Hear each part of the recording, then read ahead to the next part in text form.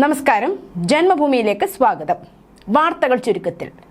കേന്ദ്ര സർക്കാർ നയങ്ങൾക്കെതിരെ സംയുക്ത ട്രേഡ് യൂണിയൻ സമിതി ആഹ്വാനം ചെയ്ത 24 മണിക്കൂർ ദേശീയ പണിമുടക്ക് തുടങ്ങി. ബുധനാഴ്ച അർദ്ധരാത്രി 12 മുതൽ വ്യാഴാഴ്ച അർദ്ധരാത്രി 12 വരെയാണ് പണിമുടക്ക്. രാജ്യത്തെ 10ഓളം ട്രേഡ് യൂണിയനുകളിൽപ്പെട്ട തൊഴിലാളികളാണ് പണിമുടക്കുന്നത്. KSRTC തൊഴിലാളി യൂണിയനുകളും സ്വകാര്യ ബസ് സംഘടനകളും പണിമുടക്കിന് പിന്തുണ പ്രഖ്യാപിച്ചിട്ടുണ്ട്. ടാക്സി, ഓട്ടോ തൊഴിലാളികളും പണിമുടക്കും. ഇതിനാൽ സംസ്ഥാനത്ത് പൊതുഗതാഗതം തടസ്സപ്പെടും. സ്വകാര്യ വാഹനങ്ങൾ തടയില്ലെന്ന് സംഘടനകൾ അറിയിച്ചിട്ടുണ്ട്.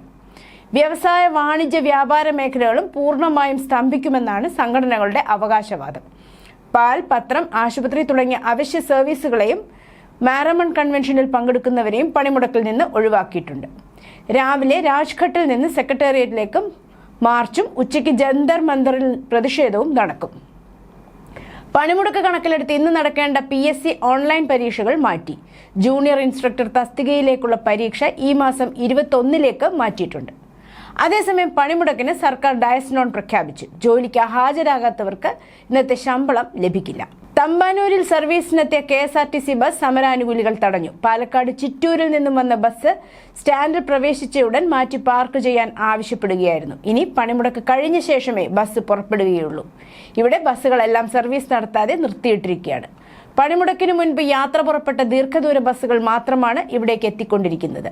മെഡിക്കൽ കോളേജ്, RCC എന്നിവിടങ്ങളിലേക്ക് ചികിത്സയ്ക്കായി എത്തിയ ഒട്ടേറെ രോഗികൾക്ക് ആശ്വാസമായി പോലീസ് യാത്രാ സൗകര്യം ഒരുക്കി. തമ്പാനൂരിലാണ് ട്രെയിൻ വന്നിറങ്ങിയ രോഗികൾ അടക്കമുള്ളവർക്ക് പോലീസ് യാത്രാ സംവിധാനം ഒരുക്കി സഹായമായത്. നഗരത്തിലെ സ്പാ, വെൽനസ് സെന്ററുകളിൽ ക്രോസ് മസാജ് അടക്കം നടക്കുന്നതായി ആരോഗ്യ വിഭാഗത്തിന്റെ മിന്നൽ പരിശോധനയിൽ കണ്ടെത്തി.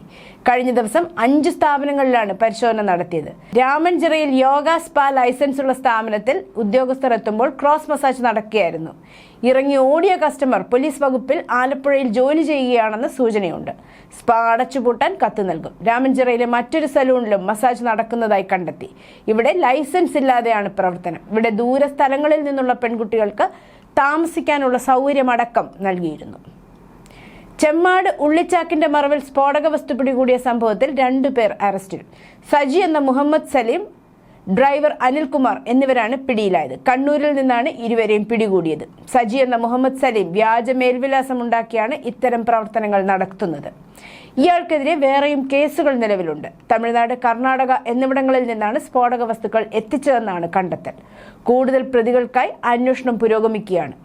കഴിഞ്ഞ ഞായറാഴ്ചയാണ് ചെമ്മാട് കോഴിക്കോട് റോഡിൽ ഫർഹ ഹോളോ ബ്രിക്സ് കമ്പനിക്കുള്ളിൽ സൂക്ഷിച്ചിരുന്ന ലോറിയിൽ നിന്ന് സ്ഫോടക വസ്തുക്കൾ പിടികൂടിയത്.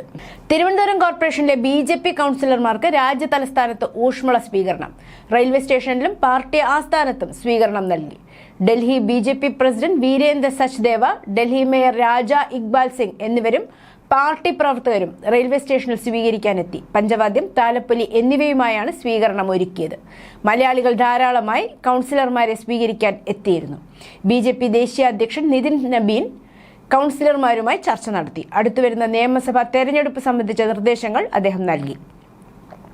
വ്യാഴാഴ്ച പ്രധാനമന്ത്രി നരേന്ദ്രമോദിയുമായി കൗൺസിലർമാരുടെ കൂടിക്കാഴ്ച നടക്കും. കേന്ദ്ര ആഭ്യന്തരമന്ത്രി അമിത് ഷാ, രാജ്യരക്ഷാ മന്ത്രി രാജ്നാഥ് സിംഗ്, കേന്ദ്ര ഭവന നഗരകാര്യമന്ത്രി മനോഹർ ലാൽ ഖട്ടർ എന്നിവരുമായും കൂടിക്കാഴ്ച നടത്തും. ഡൽഹി മുഖ്യമന്ത്രി രേഖ ഗുപ്തയെയും കാണും. ശബരിമല കൊടിമരത്തിലെ സ്വർണം വരെ മോഷ്ടിച്ചില്ലേ എന്ന് മാധ്യമ റിപ്പോർട്ടുകൾ ചൂണ്ടിക്കാട്ടി സുപ്രീം കോടതിയുടെ വിമർശനം. പ്രതികൾ സർവ്വപരിധിയും ലംഘിച്ചെന്ന് കോടതി ആശങ്ക പ്രകടിപ്പിച്ചു. സ്വർണ്ണപ്പാളി കേസിലെ പ്രതിയായ തിരുവിതാംകൂർ ദേവസ്വം ബോർഡ് മുൻ സെക്രട്ടറി S. ജയശ്രീ സമർപ്പിച്ച മുൻകൂർ ജാമ്യാപേക്ഷ പരിഗണിക്കുകയായിരുന്നു കോടതി. ജയശ്രീയുടെ അറസ്റ്റ് തടഞ്ഞുകൊണ്ട് ഡിസംബർ 18 ഉത്തരവിട്ടിരുന്നു. അത് ഇനി ഹർജി പരിഗണിക്കുന്നത് ഫെബ്രുവരി 20 വരെ നീട്ടി. സർക്കാർ കാലാവധി തീരാനിരിക്കെ സ്ഥിര നിയമന നീക്കവുമായി സ്ഥാപനങ്ങൾ കൂട്ടത്തോടെ ഇറങ്ങിയതോടെ ഇക്കാര്യത്തിൽ പൊതുമാനദണ്ഡമുണ്ടാക്കാൻ ഉദ്യോഗസ്ഥ ഭരണ പരിഷ്കാര വകുപ്പിനെ ചുമതലപ്പെടുത്തി. നോർക്ക, സ്പോർട്സ് കൗൺസിൽ, IMG, മത്സ്യഫെഡ്, കൺസ്യൂമർ ഫെഡ് എന്നിവയിലെല്ലാം സ്ഥിര നിയമനം നൽകേണ്ടവരുടെ പട്ടിക സർക്കാരിന്റെ മുമ്പിലാണ്. ഈ നിയമനങ്ങളിലെല്ലാം തർക്കവും നിലനിൽക്കുന്നുണ്ട്. കൺസ്യൂമർ ഫെഡ്, മത്സ്യഫെഡ് എന്നിവയിലെ നിയമനം PSCക്ക് വിട്ടതാണ്. കായിക താരങ്ങൾക്ക് അർഹമായ സംവരണം പോലും അട്ടിമറിച്ചാണ് സ്പോർട്സ് കൗൺസിലിൽ സ്ഥിര നിയമനത്തിനുള്ള പട്ടിക തയ്യാറാക്കിയത്.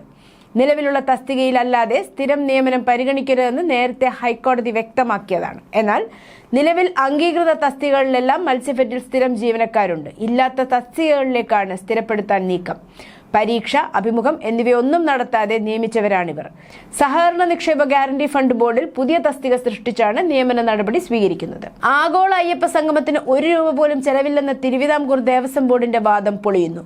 പരിപാടിയുടെ നടത്തിപ്പുമായി ബന്ധപ്പെട്ട് ദേവസ്വം ബോർഡിന് ₹3.4 കോടി നഷ്ടമുണ്ടായെന്ന് ഓഡിറ്റ് റിപ്പോർട്ട്. ബോർഡിന്റെ ഫണ്ടിൽ നിന്നും കൊടുത്ത ₹2 കോടി തിരികെ നൽകിയില്ലെന്നും ഓഡിറ്റ് റിപ്പോർട്ടിൽ പറയുന്നു. ഓഡിറ്റ് റിപ്പോർട്ട് സ്പെഷ്യൽ കമ്മീഷണർ ഇന്ന് ഹൈക്കോടതിയിൽ റിപ്പോർട്ട് സമർപ്പിക്കും. സ്പോൺസർഷിപ്പിലൂടെയാണ് പരിപാടി നടത്തുന്നതെന്നായിരുന്നു ദേവസ്വം മന്ത്രി N വാസവനും ദേവസ്വം ബോർഡ് മുൻ പ്രസിഡന്റ് PS പ്രശാന്തും അന്ന് പറഞ്ഞിരുന്നത്. കൂടാതെ ഹൈക്കോടതിയിൽ കൊടുത്ത സത്യവാങ്മൂലത്തിലും ഇതേ കാര്യമാണ് ആവർത്തിച്ചത്. ഏകദേശം ₹8 കോടി പരിപാടിക്ക് ചെലവായത്. ദേവസ്വം ബോർഡിന്റെ സർപ്ലസ് ഫണ്ടിൽ നിന്നാണ് ₹3.4 കോടി നൽകിയിരിക്കുന്നത്. ഈ പണം സ്പോൺസർഷിപ്പ് തുക ലഭിച്ചാൽ തിരികെ നൽകാമെന്നാണ് കണക്കുകൂട്ടിയിരുന്നത്. എന്നാൽ ഇത് നടന്നില്ല. ആഗോള അയ്യപ്പ സംഗമം SIT അന്വേഷിക്കുമെന്ന സൂചനയും പുറത്തുവരുന്നുണ്ട്. സ്വർണ്ണമാല മോഷ്ടിച്ചു വിഴുങ്ങിയ യുവതി പിടിയിൽ. മലപ്പുറം നിലമ്പൂർ മുക്കട സ്വദേശി സമീനയാണ് പിടിയിലായത്. ഇക്കഴിഞ്ഞ 10-ാം തീയതിയായിരുന്നു സംഭവം. നിലമ്പൂർ ആശുപത്രി റോഡിലുള്ള ഒരു ക്ലിനിക്കിൽ നിന്നാണ് മാല മോഷ്ടിച്ചത്. അവിടെ മാതാപിതാക്കൾക്കൊപ്പം എത്തിയ കുഞ്ഞിന്റെ മാലയാണ് ഇത്. യാത്രക്കാരുടെ കുറവ് കാരണം ഇന്ത്യയിലെ ആദ്യ സർവീസുകളായ 2 വന്ദേ ഭാരത് തീവണ്ടികൾ നിർത്തി. ഉദയ്പൂർ ജയ്പൂർ, ഉദയ്പൂർ ആഗ്ര വണ്ടികളാണ് നിർത്തിയത്. ഇവയ്ക്ക് പകരം റൂട്ട് മാറ്റിയ ഒരു വന്ദേ ഭാരത് ഉദയ്പൂർ അസർവ അഹമ്മദാബാദ് ഓടിക്കാൻ റെയിൽവേ തീരുമാനിച്ചു. ഇന്ത്യയിൽ സർവീസ് നടത്തുന്ന 82 വന്ദേ ഭാരത് വണ്ടികളിൽ യാത്രക്കാരുടെ എണ്ണത്തിലും ഓക്യുപ്പൻസിയിലും കേരളത്തിലെ 3 വണ്ടികളാണ് മുന്നിൽ. ഓക്യുപ്പൻസി 200% തുടരുന്ന വണ്ടികളാണിത്. എന്നാൽ പകുതിയോളം വന്ദേ ഭാരത് വണ്ടികളിൽ യാത്രക്കാരുടെ എണ്ണത്തിലും ഓക്യുപ്പൻസിയിലും പിറകിലാണ്. മംഗളൂരു, ഗോവ ഉൾപ്പെടെ 30-ലധികം വന്ദേ ഭാരതുകളിൽ സീറ്റുകൾ കാലിയാണ്. 8 കോച്ചുകളിലോടുന്ന വണ്ടികളിലടക്കം വരുമാനത്തിന്റെ ഏറ്റക്കുറച്ചിൽ റെയിൽവേ ഞെട്ടിച്ചിരുന്നു. രാജ്യത്തെ ഏറ്റവും കൃത്യത പാലിക്കുന്ന തീവണ്ടി വന്ദേ ഭാരതാണ്. എന്നാൽ പ്രാദേശികവാദത്തിന്റെ അടിസ്ഥാനത്തിൽ റൂട്ട് നിശ്ചയിച്ചതാണ് വന്ദേ ഭാരതിൽ യാത്രക്കാർ കുറയാൻ കാരണം. മുംബൈയിൽ നരിമാൻ പോയിന്റിൽ നിന്ന് വോർലിയിലേക്ക് യാത്ര ചെയ്യുന്ന വാഹനയാത്രക്കാർക്ക് വടക്കോട്ടുള്ള പാതയുടെ 500 മീറ്റർ ഭാഗം ഇപ്പോൾ ഓസ്കാർ പുരസ്കാര ജേതാവായ ജയ് ഹോ ഗാനത്തിന്റെ സ്വരങ്ങൾ കൊണ്ട് മുഴങ്ങുന്നു. സ്പീക്കറുകളിൽ നിന്നല്ല, മറിച്ച് റോഡുകളിൽ നിന്ന് തന്നെ. ഇന്ത്യയിലെ ആദ്യത്തെ സംഗീത റോഡ് എന്ന് വിശേഷിപ്പിച്ച ഛത്രപതി സംഭാജി മഹാരാജ് കോസ്റ്റൽ റോഡിൽ ബുധനാഴ്ച ബൃഹൻ മുംബൈ മുനിസിപ്പൽ കോർപ്പറേഷൻ ഉദ്ഘാടനം ചെയ്തു. മഹാരാഷ്ട്ര മുഖ്യമന്ത്രി ദേവേന്ദ്ര ഫട്നാവിസും ഉപമുഖ്യമന്ത്രി ഏക്നാഥ് ഷിൻഡെയും ഉദ്ഘാടന ചടങ്ങിൽ പങ്കെടുത്തു. കൃത്യമായ ഇടവേളകളിലും ആഴങ്ങളിലും രൂപകൽപ്പന ചെയ്ത ഗ്രൂവ്സ് എന്ന റംബിൾ സ്ട്രിപ്പുകളുടെ ഒരു പരമ്പര അസ്ഫാറിൽ കൊത്തിയെടുത്തിട്ടുണ്ട്.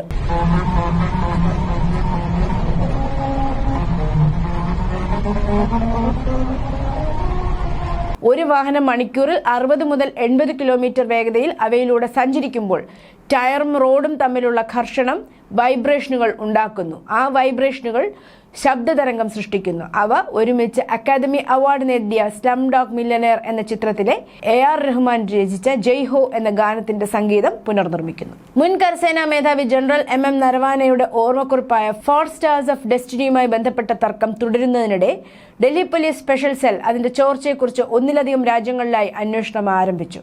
പ്രതിരോധ മന്ത്രാലയത്തിൽ നിന്ന് നിർബന്ധിത അനുമതി ലഭിക്കുന്നതിന് മുമ്പ് പുസ്തകം ആഗോള ഡിജിറ്റൽ വിപണികളിൽ പ്രവേശിച്ചതായി വൃത്തങ്ങൾ അറിയിച്ചു. ചൊവ്വാഴ്ച ചോർച്ചയുമായി ബന്ധപ്പെട്ട ക്രിമിനൽ ഗൂഢാലോചന കുറ്റം ചുമത്തി ഡൽഹി പോലീസ് FIR രജിസ്റ്റർ ചെയ്തു.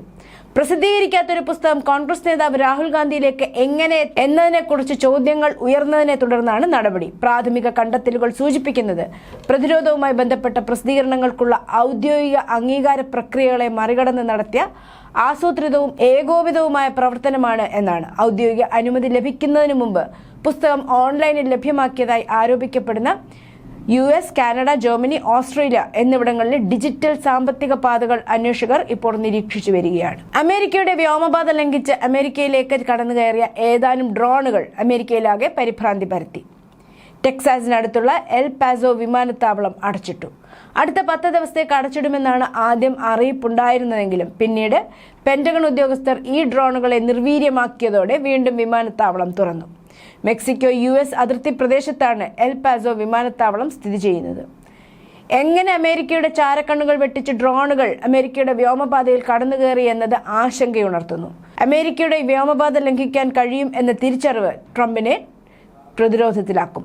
എവിടെ നിന്നാണ് ഈ ഡ്രോണുകൾ എന്നതിന് ആദ്യം വിശദീകരണം ഉണ്ടായില്ലെങ്കിലും പിന്നീട് മെക്സിക്കോയിൽ നിന്നും ഡ്രഗ് മാഫിയ അയച്ച ഡ്രോണുകളാണിതെന്നാണ് അമേരിക്ക വിശദീകരിച്ചത്.